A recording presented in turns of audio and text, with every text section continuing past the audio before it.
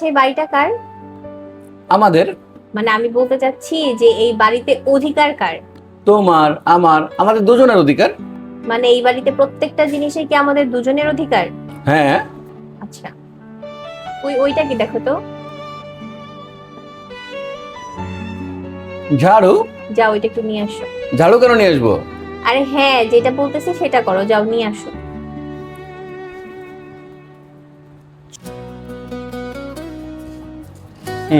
এবারে এই ময়লাটা ঝাড়ু দাও। ঝাড়ু আমার কেন দিতে হবে? এটা তো তুমিও দিতে পারতে, তাই না? হ্যাঁ, আমিও করতে পারতাম যদি কিনা এই ময়লাটা আমি করতাম। আমি মাত্র 5টা মিনিট আগে পুরা বাড়ি ঝাড়ু দিছি, পরিষ্কার করছি, কিন্তু তুমি কি করলা? মাত্র 1 মিনিটেই আবার নোংরা করে ফেলছো। আমি তো বাড়িতে সারা দিন সব কাজ করি, ঘর পরিষ্কার করি, ঘর ঝাড়ু দেই, রান্না করি, ঘর মুছি, সমস্ত কাজ আমি একা করি, কারণ আমি এই বাড়িটাকে আমার নিজের মনে করি। আমি আমার নিজের বাড়ি মনে করে সব কাজ করি। কিন্তু তুমি কি করো? তুমি সব সময় শুধু নোংরা করো আর এলোমেলো করো। তুমি অফিস থেকে এসে তোমার ব্যাগটা এক জায়গায় রাখো, মোজা এক জায়গায় রাখো, জুতা এক জায়গায় রাখো, ফালায় ছিটা রেখে দাও। কেন? কারণ বউ তো আছেই, সে তো পরিষ্কার করবেই।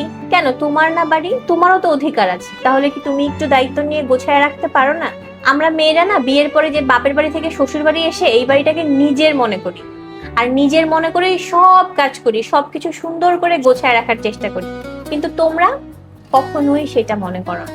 মানে তোমাদের নিজেদের বাড়ি হয়েও তোমরা সেই বাড়িটাকে নিজের মনে করো না, পরের বাড়ির মতো থাকো। আর আমরা পরের বাড়ি থেকে এসেও এই বাড়িটাকে নিজের মনে করে নিজের মতো করে আগলে রাখার চেষ্টা করি।